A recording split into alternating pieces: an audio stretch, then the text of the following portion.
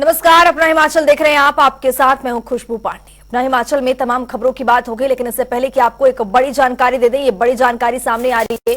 मुख्यमंत्री सुखविंदर सिंह सुक्खू दिल्ली में मौजूद है। राम मंदिर मुद्दे पर बीजेपी पर उन्होंने हमला बोला है। बीजेपी ने जो निमंत्रण दिया है उस बैनर के तले नहीं जाएंगे।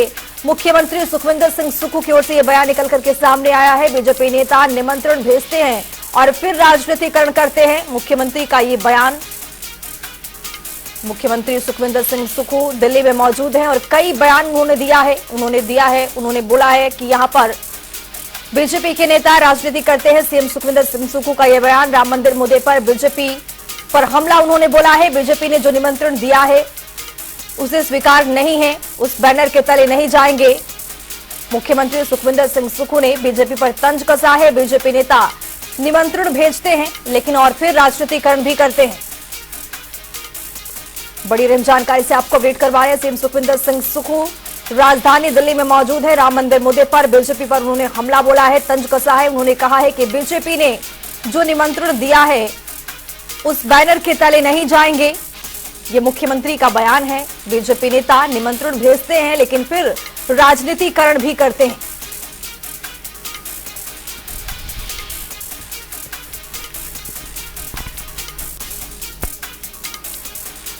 ये बड़ी अहम जानकारी से आपको अपडेट करवा रहे। राम मंदिर मुद्दे पर मुख्यमंत्री सुखविंदर सिंह सुक्खू ने पलटवार किया है। बीजेपी पर तंज कसा है। उन्होंने कहा है कि उस बीजेपी के नेता निमंत्रण तो भेजते हैं लेकिन राजनीतिकरण भी करते हैं और फिर कई टिप्पणियां सामने आती है। मुख्यमंत्री का ये बयान कई मायनों में खास है। किसान के दिल में पार्टी ने कहीं नहीं कहा कि हम नहीं जाएंगे। उन्होंने कहा कि भारतीय जनता पार्टी ने जो हमें निमंत्रण दिया है हम उस बैनर के तले नहीं जाएंगे। अगर वो भारतीय जनता पार्टी के जो नेता है अगर वो निमंत्रण देते और उसका राजनीतिकरण करते तो वो गलत बात है। हम लोग तो सुबह सुबह उठ के राम की पूजा करते हैं, शाम को फिर धूप जलाते हैं। तो इस प्रकार के राजनीतिक चुनावों के समय इस प्रकार की राजनीति होती है। अभी तो हमें जो 22 तारीख को प्राण प्रतिष्ठा है और भारतीय जनता पार्टी ने अभी हमें 14 दिन का वनवास दिया हुआ है। 14 दिन बाद जब भी हमें समय लगेगा हम जाएंगे। भगवान राम के दरबार में जाने के लिए किसी निमंत्रण की जरूरत नहीं है। अगर निमंत्रण नहीं भी आता है तो भी राम मर्यादा पुरुषोत्तम राम है, उनके आदर्शों पर चलने का हमारा दायित्व है।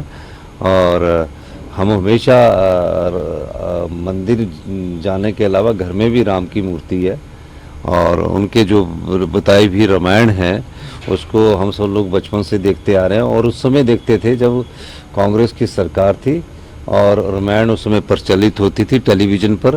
कांग्रेस की सरकार थी और एक टेलीविज़न होता था, 2 टेलीविज़न होते थे पड़ोस में। तो जिसके घर में वो टेलीविज़न लग जाता था ना तो उस घर में सारे लोग इकट्ठे हो जाते थे।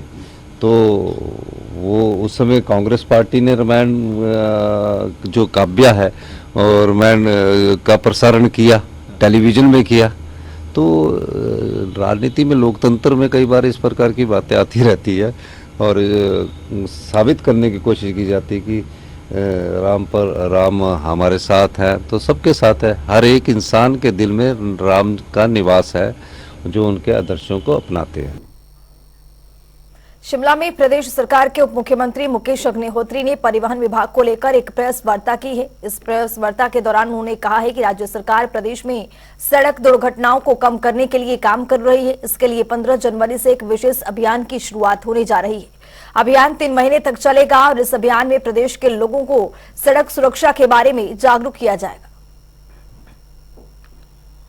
से निपटने के लिए भी सरकार ने कोई कदम सोचा है, क्योंकि बार बार कह रहे हैं कि फाइनेंशियल इंस्टेबिलिटी स्टेट में हो सकती है। नहीं, देखिए हमारी ये प्रेस कॉन्फ्रेंस जो है शुद्ध तौर पे ट्रांसपोर्ट इशू से रिलेटेड है और मैं आपके सवालों का सबका जवाब देने में सक्षम हूं। लेकिन फिर आप हमारी ट्रांसपोर्ट की कॉन्फ्रेंस का जो करोगे वो बतौर पत्रकार मैं रहा हूं, मुझे मालूम है क्या होगा। तो इसलिए आपका सबका बहुत बहुत धन्यवाद। हमीरपुर के मैदान में 75वां गणतंत्र दिवस आयोजित किया जाएगा। इस समारोह में उप मुख्यमंत्री मुकेश अग्निहोत्री राष्ट्रीय ध्वज फहराएंगे और भव्य परेड की सलामी भी लेंगे, जिसको लेकर जिला प्रशासन ने इसके लिए तैयारियां शुरू कर दी है। इसी को लेकर उपायुक्त हेमराज बैरवा ने हमीरपुर भवन में विभिन्न विभागों के अधिकारियों के साथ बैठक कर जिला स्तरीय गणतंत्र दिवस समारोह की तैयारियों के संबंध में आवश्यक दिशा निर्देश भी जारी किए। इस बार 26 जनवरी को सरकार ने तय किया है कि हमीरपुर ज़िले में माननीय उप मुख्यमंत्री श्री मुकेश अग्निहोत्री जी बतौर मुख्य अतिथि शिरकत करेंगे और जो रूटीन ड्रिल है मार्च पास्ट का है, साथ में इसमें जो अलग अलग विभागों के बेहतरीन प्रदर्शन करने वाले कर्मचारी अधिकारियों को भी इसमें पुरस्कृत किया जाएगा। साथ ही साथ कुछ कल्चरल प्रोग्राम भी इसमें शामिल होंगे और इसी को लेकर आज हमने एक समीक्षा बैठक भी की है। उस बैठक में जितने भी विभाग हैं सबको निर्देश दिए गए हैं कि जो स्टैंडर्ड प्रोसीजर है उसके हिसाब से तैयारियां पूरी तरीके से तैयार करके रखें और ख़ासकर मौसम का ज़रूर ध्यान रखें और अल्टरनेटिव अरेंजमेंट भी उस सूरत में तैयार करके रखें ताकि हमारा जो प्रोग्राम है तय समय के हिसाब से अच्छे से हो सके। सोलन बीजेपी प्रवक्ता शैलेंद्र गुप्ता ने प्रदेश सरकार पर निशाना साधा है। उन्होंने कहा है कि प्रदेश सरकार अपनी झूठी गारंटियों पर पर्दा डालने का प्रयास कर रही है। प्रदेश सरकार ने सरकार आपके द्वार कार्यक्रम का नाम बदलकर सरकार गांव द्वार कर दिया है। वहीं उन्होंने कहा है कि इस तरह की योजनाएं चलाने के से अच्छा होगा कि वे अपनी दी हुई गारंटी को पूरा करने का काम करें।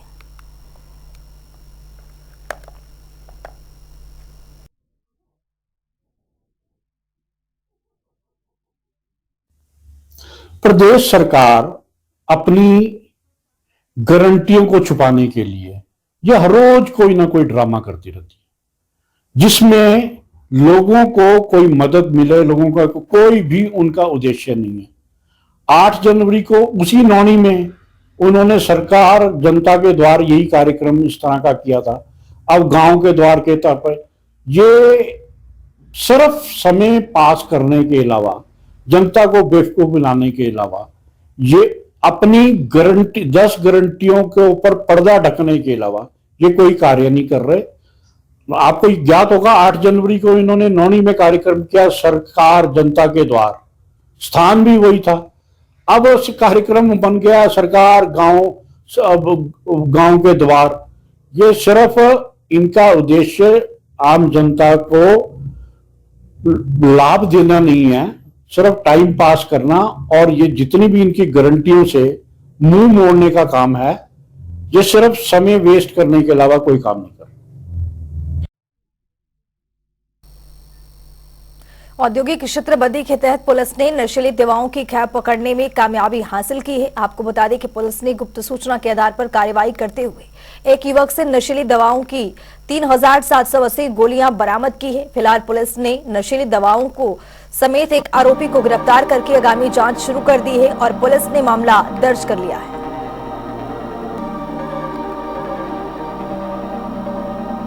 एंटी नारकोटिक्स सेल की जो टीम है, इंचार्ज एएसआई नरेश के अध्यक्षता में जो है वर्धमान के चौक के इलाके में गश्त थी। उन्हें मुखबिर खास से सूचना मिली कि एक व्यक्ति जिसका नाम बलविंदर है, जो थाना निवासी है, वो अपने टाटा ट्रक में जो है नशीली गोलियां बेचने की फिराक में है। तो इस संदर्भ में जो है पुलिस की टीम ने जो है लोकल गवाह और एक ट्रक इंस्पेक्टर को साथ में लेते हुए जो है उस गाड़ी को जब चेक किया तो उसमें वो व्यक्ति पाया गया और उस व्यक्ति की जब गाड़ी की तलाश ली गई तो टोटल 63 पत्ते जो हैं लोमोटिल के पाए गए। लोमोटिल जो है वो एनडीपीएस एक्ट के अंतर्गत जो है प्रतिबंधित दवा है, जिसे बिना प्रिस्क्रिप्शन के नहीं बेचा था। तो इस संदर्भ में पुलिस थाना जो बद्दी है उसमें एनडीपीएस एक्ट के अंदर जो है एफआईआर दर्ज कर दी गई है। सोलन में अखिल भारतीय अधिवक्ता परिषद ने राष्ट्रीय युवा दिवस के अवसर पर विशेष कार्यक्रम का आयोजन किया गया। इस अवसर पर न्यायाधीश अरविंद मल्होत्रा ने बतौर मुख्य अतिथि स्वामी तन्मया हिमानंद विशिष्ट अतिथि के रूप में उपस्थित रहे। इस कार्यक्रम में समाज में नशे जैसी कुरीतियों के बारे में चर्चा की गई। इसमें समाज में जो कुरीति नशे से लेकर के है, जो नारकोटिक ड्रग्स, साइकोट्रॉपिक सब्सटेंसेस का अब्यूज़ हो रहा है, ये इलीगल है, जो काफ़ी हिमाचल को इफ़ेक्ट कर रही है, इसके बारे में आज यहाँ चर्चा हुई है। और स्वामी विवेकानंद जी की जो मार्गदर्शन, उनकी जो हमें सीख है, उनके जो लेसन्स हैं, हम आज सबने ये कोशिश की है और प्रण लिया है स्वामी जी के साथ कि हम जो है उनके मार्गदर्शन में चलेंगे, नशा मुक्ति में लोगों को जो है जागरूक करेंगे। जो विद्यार्थी हैं, जो कॉलेजेस हैं और स्कूल लेवल से, रादर बचपन से जो बच्चों का जो पेरेंटल गाइडेंस में उनको संस्कारों, भारतीय जो हमारी संस्कृति है, हमारे जो संस्कार हैं, मॉरल्स हैं, उनमें हम पेरेंटल गाइडेंस में उन लोगों बच्चों का जो उनको गाइड करेंगे। शहीद अनिल मेमोरियल बास्केटबॉल प्रतियोगिता का आयोजन सीनियर सेकेंडरी स्कूल टोड़ी देवी में आयोजित की गई। इसका शुभारंभ उप पुलिस अधीक्षक अशोक वर्मा ने किया है। इस प्रतियोगिता में हिमाचल प्रदेश अलग अलग जिले की 17 टीमों भाग ले रहे हैं। शहीद अनिल मेमोरियल बास्केटबॉल प्रतियोगिता का आयोजन पिछले 13 सालों से किया जा रहा है। वर्ष की भांति जो है इस वर्ष भी हमने जो शहीद अनिल मेमोरियल बास्केटबॉल टूर्नामेंट हम लोहड़ी के उपलक्ष्य पे करवाते हैं, इस बार भी हमने उसका आयोजन किया है। आज उसका जो है पहला दिन था, जिसमें बतौर मुख्य अतिथि एडिशनल एसपी अशोक वर्मा जी ने शिरकत की और उन्होंने खिलाड़ियों को जो है अच्छे तरीके से ब्रीफ किया और उन्होंने खेल से संबंधित जो है उनको सारी चीज़ें बताई और किस हर जैसे उन्होंने कहा कि युवाओं को नशे से दूर रहने के लिए उन्हें हिदायत दी और डिसिप्लिन करने के लिए उन्होंने कहा। हमें इसके लिए उनका यहाँ पर इस टूर्नामेंट में आने के लिए उनका बहुत बहुत धन्यवाद करते हैं। और अभी ये हमारे पास इस टूर्नामेंट में इस बार जो है 17 टीमें जो है आई हुई हैं। हिमाचल प्रदेश के सरकारी अस्पतालों में अब एक बार फिर से कुंसना लैब की सेवाएं शुरू की गई है, जिससे प्रदेश के सरकारी अस्पतालों में अब मरीजों का राहत मिलेगी। बीते 2 दिनों से बिल का भुगतान न होने के चलते कुंसना लैब के द्वारा एक्सरे और अन्य बीमारियों के टेस्ट की सुविधा बंद कर दी गई थी, जिसके चलते मरीजों को निजी लैब का रुख करना पड़ रहा था। ऐसे में प्रदेश सरकार के द्वारा कुंसना लैब प्रबंधन के साथ बातचीत की गई और अब कृष्णा लैब ने सभी सरकारी अस्पतालों में अपनी सेवाओं को शुरू कर दिया है। देखिए, आज लोग सुबह लगभग 11 बजे के आसपास हमें इंफॉर्मेशन आती है हमारे हायर अथॉरिटी से, शिमला से, कि पैथोलॉजी लैब और एक्सरेज दोनों रीस्टार्ट कर दिए जाएं। तो हमें ये निर्देश आए तो हमने कस्ता को इन्फॉर्म किया और कस्ता की तरफ से भी हमें मैसेज आया कि हमें भी निर्देश मिल गए हैं दोनों पैथोलॉजी लैब और एक्सरेज को स्टार्ट करने के। पुलिस मुख्यालय हिमाचल प्रदेश की ओर से ट्रैफिक वॉलंटियर योजना शुरू की गई है, जिसके तहत बद्दे पुलिस में पायलट आधार पर मुफ्त ट्रैफिक वॉलंटियर नियुक्त किए जाएंगे। इस योजना के तहत राज्य में 18 वर्ष से अधिक आयु के स्वैच्छिक लोगों को नियुक्त किया जाएगा और इस योजना से जुड़ने के लिए इच्छुक व्यक्ति 31 जनवरी 2024 तक अपने नजदीकी पुलिस स्टेशन में अपना आवेदन जमा करवा सकते हैं।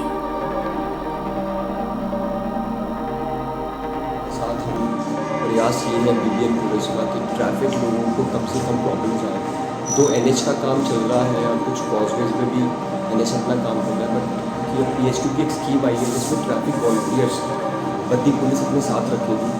हमने हर थाना क्षेत्र में थाना अधिकारियों को बोला है कि वो अपने वहाँ से चयनित करें और एक स्क्रीनिंग कमेटी जो यहाँ पे DSP साहब की अध्यक्षता में होगी जो उसको फाइनलाइज करें। आई एम श्योर आने वाले समय में ट्रैफिक वॉलंटियर्स हमारे युवा हमारे साथ जुड़ेंगे और हम बेहतर ट्रैफिक व्यवस्था बीबीएन क्षेत्र में दें। हिमाचल प्रदेश मंत्रिमंडल की बैठक प्रदेश सचिवालय शिमला में हुई। बैठक की अध्यक्षता मुख्यमंत्री सुखविंदर सिंह सुक्खू ने की थी। साथ ही इस बैठक में उप मुख्यमंत्री मुकेश अग्निहोत्री समेत मंत्रिमंडल के सदस्य भी मौजूद रहे। हालांकि इस दौरान कैबिनेट मंत्री हर्षवर्धन चौहान, रोहित ठाकुर और आदित्य संघ मीटिंग में उपस्थित नहीं रहे। वहीं कैबिनेट बैठक में एक्साइज और टैक्सन विभाग के बाइफेक्शन और प्रदेश में लड़कियों की शादी की उम्र 21 साल तक करने और गेस्ट फैकल्टी के आधार पर 2600 शिक्षकों की भर्ती को मंजूरी मिली।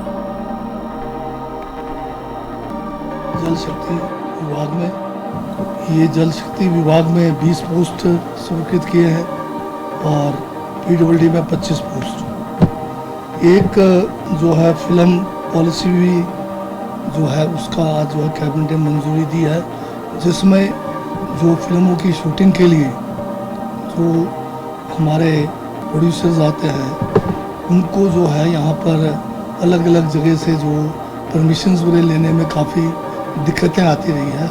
उस बात को ध्यान में रख के अब यह फैसला हुआ है कि डिस्ट्रिक्ट लेवल के जो परमिशंस हैं जो डिप्टी कमिश्नर या एसपी से होते हैं वो 3 दिन के अंदर किए जाएंगे और जो स्टेट लेवल से जो परमिशन है उसका भी 3 दिन का समय निर्धारित किया गया है। और अगर 3 दिनों के अंदर नहीं प्राप्त होते हैं तो मतलब डीम टू बी मतलब परमिटेड माना जाएगा। और साथ में जो है फिल्म फेस्टिवल जो हिमाचल के यहाँ पर जो शूटिंग किए जाएंगे जो उस किस्म के फिल्म्स बनेंगे उसका एक कोई फिल्म फेस्टिवल भी यहाँ मनाने का जो है फैसला लिया गया है। अंडर 18 जूनियर आइस हॉकी राष्ट्रीय प्रतियोगिता का आयोजन केंद्र शासित प्रदेश लेह लद्दाख में होने जा रहा है। इस प्रतियोगिता की शुरुआत 14 जनवरी से शुरू होगी जिसमें कुल 6 टीमें हिस्सा लेने वाली हैं। इस प्रतियोगिता के लिए हिमाचल की टीम शिमला से 12 जनवरी को रवाना हुई है। इस बार शिमला से संबंध वाले प्रणवदत्त सिंह ने भी आइस हॉकी टीम हिमाचल का हिस्सा होंगे। शिमला में आइस स्केटिंग के औसतन 50 सत्र ही आयोजित हो पाते हैं जो बहुत कम है। इसके बावजूद भी शिमला में से किसी खिलाड़ी का टीम का भाग बनना बेहद गौरव का विषय है। यहाँ पे सिर्फ अंडर 18 टूर्नामेंट का आयोजन किया जा रहा है जो कि नेशनल इवेंट है और यहाँ पे 6 टीम्स पार्टिसिपेट करेंगी और इसी में से हम जो प्लेयर्स निकलेंगे उसको एशियन ओशियाना चैंपियनशिप के लिए निकालेंगे, शॉर्टलिस्ट करेंगे। इस बुलेटिन में मेरे साथ इतना ही। नमस्कार।